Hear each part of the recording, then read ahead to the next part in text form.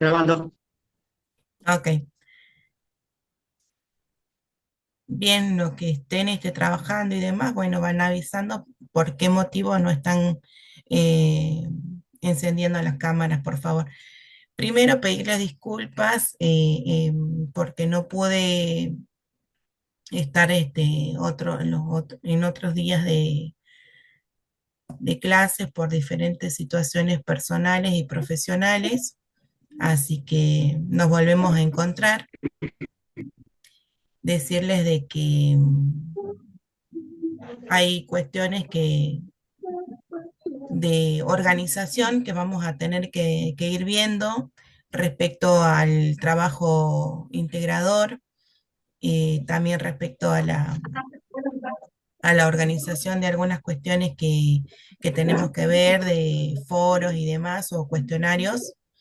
Así que si a alguna persona no le respondí, sepan entender de que estaba complicada para hacerla para responderles, pero estoy haciendo, ya poniéndome al día en ese sentido, ¿sí?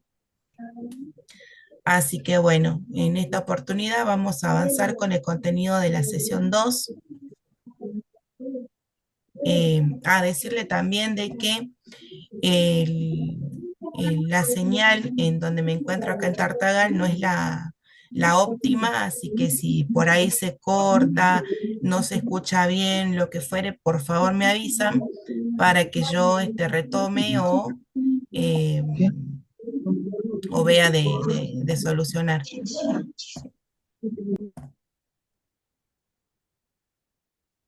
A ver, Daniela me dice que no puede activar la cámara, Diego está trabajando, Lorena también, Sandra está manejando, está bien.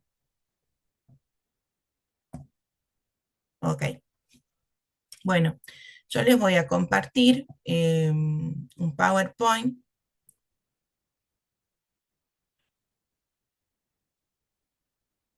A ver qué otra. Me encuentro en mi jornada laboral. No puedo encender la cámara. Sí, ok. Les decía que voy a compartir un PowerPoint. Estamos hablando de la sesión 2 del programa. A ver,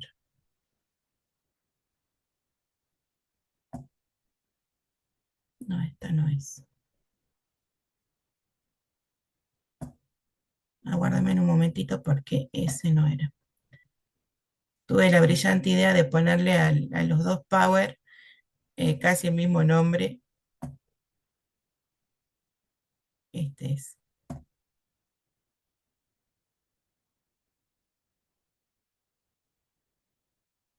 Ahí lo pueden ver en pantalla. Por favor, alguien me confirma por mensajito. Sí se ve, profe. Sí se ve, profesora. Ok, muchas gracias. Bien, entonces hablamos respecto de la sesión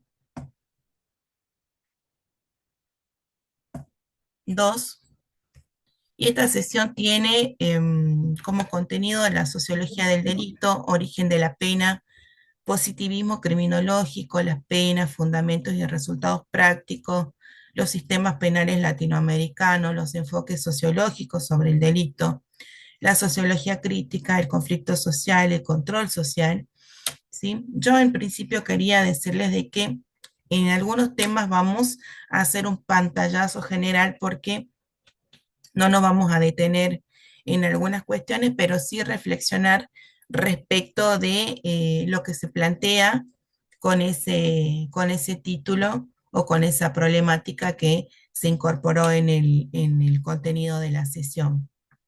¿Sí? Alguno me puede aportar, quizás desde algunos trabajando en el servicio penitenciario, eh, les hizo de repente algo familiar, algún contenido, pensar respecto del sistema penitenciario, alguno que quiera comentar previo a avanzar,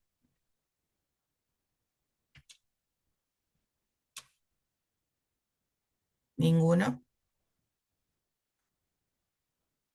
Bueno, acá se plantea el origen de la pena y nosotros tenemos que entender de que en realidad el origen de la pena viene de la mano no solamente de pensar a la pena como algo de la actualidad, de la modernidad, sino de una costumbre y de una práctica que se viene realizando desde mucho tiempo atrás, desde la antigüedad, ¿sí? Y esta pena venía aplicada o practicada desde lo que se denomina la venganza privada, ¿sí? Entonces, eh, particularmente esta práctica busca el control de la conducta humana, ¿sí? Siempre cuando nosotros pensamos en la pena, tenemos que pensar que el trasfondo de esa pena es controlar una conducta, controlar una forma de convivencia social, ¿sí? Y por eso se aplica esa pena, para tratar de repeler acciones que perjudiquen a ese grupo social o a esa sociedad o a esa comunidad en donde se está aplicando. Pero en principio pensar la pena como una venganza privada, en el sentido de que en algún momento de nuestra historia, esa pena se aplicaba, por ejemplo, cuando había una ofensa, cuando de repente una persona o una familia se sentía ofendida. Acuérdense de aquellas épocas en la Edad Media y mucho antes también, la ley del talión, el ojo por ojo, diente por diente, ¿sí? Entonces, estas formas de aplicar la pena van de la mano de la venganza, ¿sí? Y esto fue mutando a medida de que fue avanzando la sociedad. Por eso decimos desde la venganza privada hacia un sistema marcado por la normativa estatal. Porque acuérdense que en un primer momento nosotros no teníamos conformados los estados como los conocemos en la actualidad. Teníamos en algún momento un régimen feudal, una forma diferente de organización social. Por eso les puse esta imagen en donde hay una persona tirada por caballos en los diferentes extremos, ¿sí? Porque la pena no tenía este carácter humanitario, este carácter de resocialización que nosotros conocemos en la actualidad, sino que claramente era una forma de que estas conductas no se repliquen en el resto de las personas que participaban o eran integrantes de esa comunidad, de esa sociedad. Por eso se trataba de aplicar la pena de manera ejemplificadora para disuadir a las personas para que no cometan los mismos hechos por los cuales estas personas condenadas terminaban siendo desmembradas o terminaban torturadas, ¿sí? Entonces, la pena tenía otra finalidad, era como en un punto, era como un show, un espectáculo en donde la misma comunidad, el mismo pueblo iba a presenciar eso, ¿sí? Incitaba al verdugo para que aplique la pena en el caso de que fuera una pena de muerte, ¿sí? Entonces, de esa manera se fue virando en cierta forma a que ese cumplimiento de esa pena luego pase intramuros. Significa que ya no esté expuesto el imputado o la persona acusada al público y que la pena se cumpla al interior de un espacio que, bueno, después lo vamos a conocer como la cárcel, ¿sí? Pero en principio esta era la modalidad en la cual se aplicaban las penas. Después tenemos diferentes procesos dentro del trayecto de la historia, y uno de esos procesos se produjo en el siglo XVIII, que es la Revolución Industrial. Y acá nosotros vamos a empezar a analizar cómo una sociedad va modificando, va cambiando su morfología y vamos viendo de que cambian sus características, como es en el caso que yo les comentaba recién, de que existía una sociedad feudal, ¿sí? Una sociedad en donde los campesinos trabajaban para un señor feudal que les brindaba protección, les brindaba vivienda, le brindaba territorio para que puedan sustentarse. Y de repente encontramos un nuevo modelo de sociedad, esta sociedad industrializada, donde hay nuevos avances, el trabajo con la máquina a vapor y otros avances tecnológicos que permiten ampliar la producción y ahí vamos virando, vamos cambiando a esta sociedad capitalista que conocemos en la actualidad. Y este viraje implicaba tener mano de obra para poder ser utilizada para la producción. ¿Y qué pasaba en este sentido? Al no tener una regulación laboral, al no tener un lineamiento en este sentido, los obreros eran explotados, los obreros eran, los hacían trabajar de una manera extenuante. Entonces, ¿qué pasó con esto? Al punto tal llegó de que sean explotados que los obreros empezaron a ser reactivos, es decir, a reaccionar, a buscar una protección porque de repente tenían accidentes en el trabajo, tenían, por ejemplo, diferentes circunstancias, se enfermaban y no tenían ningún tipo de beneficio, ningún tipo de protección, ni del empleador, ni del Estado, ni demás. Entonces, teniendo en cuenta este panorama, se organizan sindicalmente, ¿sí? Comienzan a organizarse los sindicatos. Pero, ¿qué es lo que sucede, ¿sí? Y ahí viene el control social. ¿Por qué? Porque a partir de esto, lo que se comienza a conformar es lo que nosotros conocemos como la policía, ¿sí?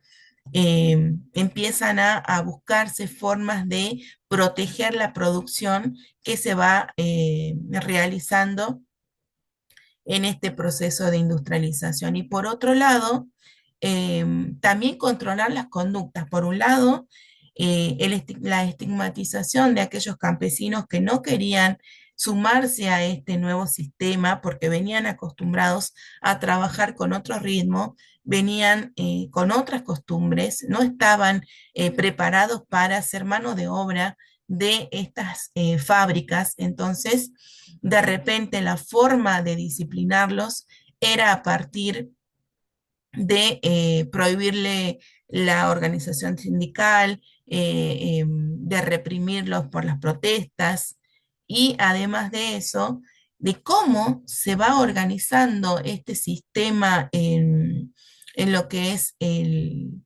la cárcel, lo que son las instituciones, y ahí vemos cómo se van aplicando de repente rutinas de horarios determinadas y demás para lograr justamente el disciplinamiento de los trabajadores o de los campesinos, de los ciudadanos que no querían sumarse a este modelo de industrialización.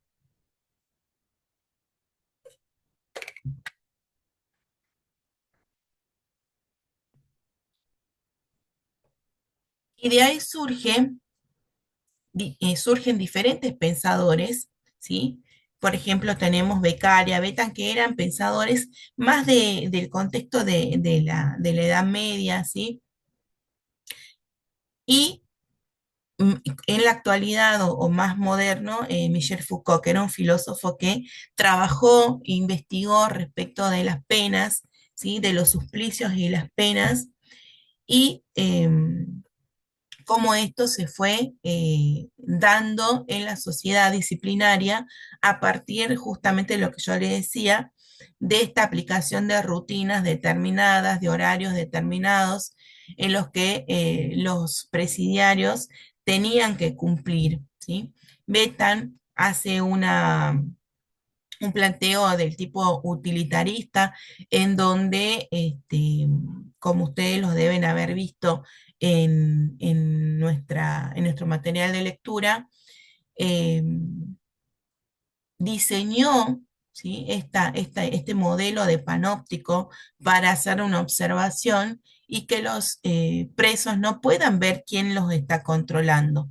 ¿Sí? Este modelo de panóptico que nosotros si lo aplicamos en la actualidad, podemos decir que ese panóptico se termina plasmando a partir de la utilización de las cámaras de video, de los celulares, de diferentes dispositivos tecnológicos que nos van marcando el recorrido de lo que hacemos nosotros en nuestra vida cotidiana a partir del GPS, del control de datos, a partir de la utilización de la información que nosotros volcamos al momento de ingresar a algún sistema bancario, ¿sí? Entonces, vemos cómo ese modelo de panóptico tiene su correlato en la modernidad y en la actualidad. Y por otro lado, Beccaria, que plantea una forma de aplicación de las penas más humanitaria en la que se considere las características específicas de las personas y que esto en cierta forma, se traduzca en un mejor tratamiento de esos presidiarios. Por eso habla de la proporcionalidad de la pena, ¿sí? De la razonabilidad. Entonces, vamos viendo de que a partir de este pensamiento van surgiendo nuevas ideas respecto de la aplicación de la pena. Y ya viniéndonos un poquito a fines del siglo XIX, principio del siglo XX, nosotros vamos a encontrar el positivismo criminológico, ¿sí? Es una corriente teórica en la cual se va utilizando diferentes formas científicas para poder explicar el origen del delito, el origen del delincuente, ¿sí? Para poder darle un marco científico a esto. Por eso nosotros ponemos en el material de lectura el imperialismo, el neocolonialismo, ¿por qué? Porque a partir de ahí vemos que hay una mirada eh, centrada, ¿sí? Desde Europa hacia el resto del mundo y en ese análisis encontramos posturas en donde se hace como una dualidad entre sociedades civilizadas y sociedades salvajes. Entonces, todo lo que no esté en Europa, todo lo que no tenga las costumbres, los hábitos, las tradiciones y demás europeas, ¿sí? Que son naturalizadas como civilizadas, entonces todo lo demás se considera como salvaje, sin contar o sin tener en cuenta cuáles son las costumbres, los principios, ¿sí? Los valores de los pobladores de los otros lugares, que podrían tener sus propias normativas y demás, pero a la vista o a la mirada de los pensadores europeos, ahí se veía o se planteaba esta suerte de sociedades o de personas salvajes, ¿sí? ¿Y esto a qué da pie? Da pie a que se justifiquen ciertas acciones, ciertas medidas respecto de esas personas que vienen de otros lugares que no son ciudadanos europeos, ¿sí? Entonces ahí vemos que esto va buscando también una dominación del otro, ¿sí? Una dominación de los pueblos que no están en Europa y que en cierta forma son civilizados, entre comillas, por los europeos conquistadores, por los colonos que van a dar o iluminar a esos salvajes que están, según los pensadores, que están en ese lugar de oscuridad, si se quiere, por no haber sido formados, por no haber sido, em, no haber sido habitantes europeos. Y ahí en el último punto de este PowerPoint, fíjense en ustedes que yo les pongo ahí, que el positivismo está ligado estrechamente con la búsqueda metódica, ¿sí? Sustentada en lo experimental, rechazando nociones religiosas, morales, a priorísticas, conceptos abstractos, universales o absolutos. Esto es lo que yo les explicaba a ustedes respecto de que se le quiere dar este matiz científico para explicar el porqué de las acciones delictivas, ¿sí? De allí que nosotros pensemos que el positivismo está vinculado justamente con esa cientificidad.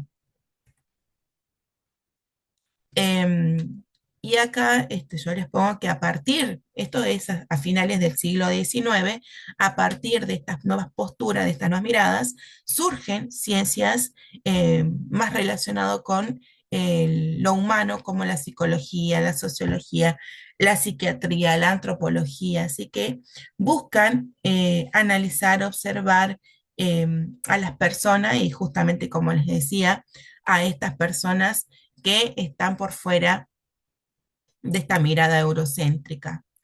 Foucault nos plantea con una idea que dice, eh, para Foucault, la idea de colocar a una persona en prisión para corregirla y mantenerla encarcelada hasta que se corrija es una idea paradójica, bizarra, sin fundamento o justificación alguna al nivel del comportamiento humano. Se origina precisamente en esta práctica. Y aparece también la idea de una penalidad que no tiene por función responder a una infracción, sino corregir el comportamiento de los individuos. Es una forma de penalidad que procura corregirlos por medio de la reclusión y la internación, ¿sí? Y ahí nosotros vemos que Foucault nos plantea cómo se ejerce ese poder, ese micropoder que se visibiliza a partir de la implementación de rutinas, como yo les decía en un primer momento, en estos espacios, en estas instituciones eh, que se utilizan para eh, recluir a estas personas, para sacarlas de la sociedad y ponerlas en un espacio controlado, ¿sí?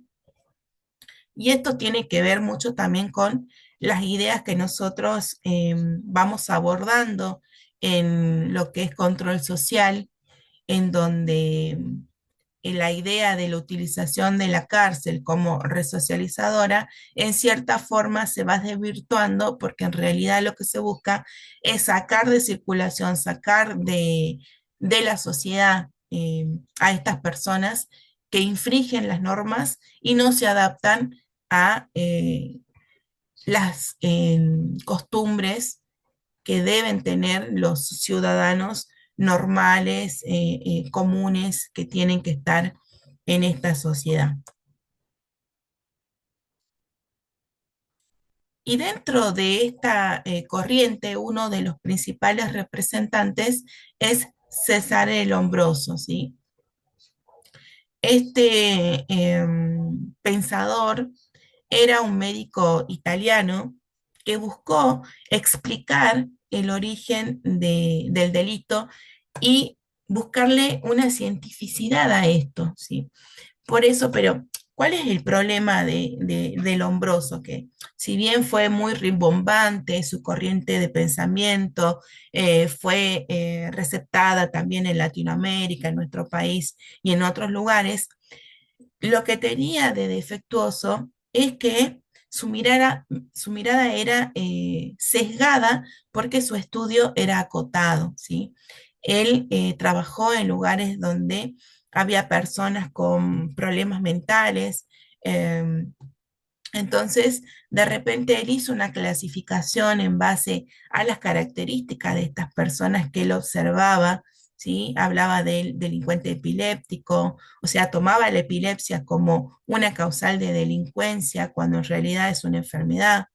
El delincuente loco con sus subclasificaciones, el delincuente nato o atávico, o sea, la persona que ya nace con esta desviación, y el delincuente ocasional que es un delincuente que aprovecha la oportunidad, tiene una tendencia, pero bueno,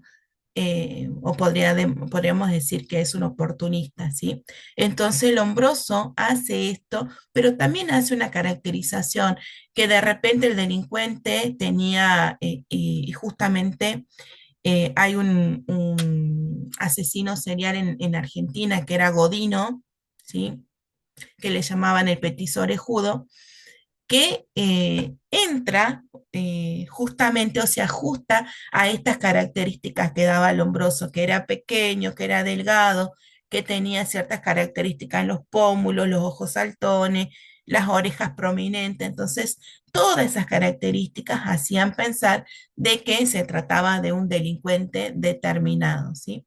Pero nos quedamos cortos con este pensamiento. Por eso uno de sus discípulos, que era Enrico Ferri, funda la sociología criminal, pero ya con otros pensamientos en el sentido de que mejora la mirada de Lombroso. ¿Por qué? Porque él va buscando otras explicaciones también, porque no toma este determinismo como lo hace Lombroso, de decir, bueno, tiene estas características, es un delincuente, sino que tiene en cuenta otros factores como es el tema de aquellos que eh, tienen un contexto social determinado, un lugar de crianza determinado. Entonces vemos que Ferri ya va incorporando otras cuestiones al análisis de la delincuencia. Y por otro lado tenemos a Garófalo, ¿sí? Que también incorpora esta suma entre lo científico, biológico y lo sociológico. Entonces, de esto hace eh, una parte también importante de los aportes al positivismo criminológico con el aporte a esta teoría eh, denominada criminología idealista, ¿sí? Él habla sobre enemigos naturales de la sociedad, los cuales afectan sentimientos e intereses que cada sociedad entendía centrales. Después nosotros tenemos otro título dentro de la sesión 2 de la materia, que es las penas, fundamentos y resultados prácticos. Y aquí nosotros tenemos que relacionar con los que veníamos hablando, ¿sí? Cómo se justifica la utilización del castigo o cuáles son la finalidad o cuál es la finalidad de las penas, ¿sí? Y ahí encontramos conceptos como retribucionismo, correccionalismo, resocialización, medidas de seguridad, ¿sí? Cómo esto se va ayornando a partir de los aportes que le van dando en cada contexto determinado, porque fíjense en ustedes que quizás en Argentina vamos a tener una orientación determinada, mientras que en Alemania u otros países van a tener otra.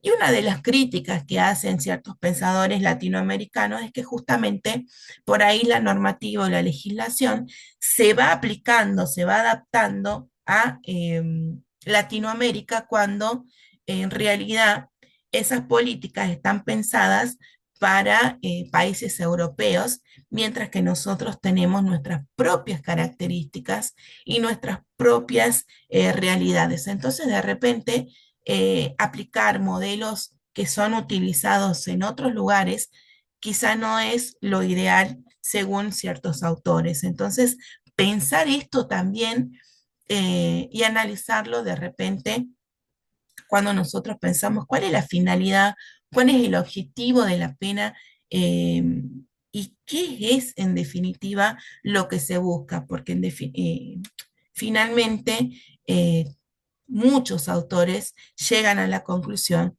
de que la cárcel no cumple una función resocializadora, sino por lo contrario, sino que se replica eh, o se reproducen los delincuentes a partir de su paso por la cárcel.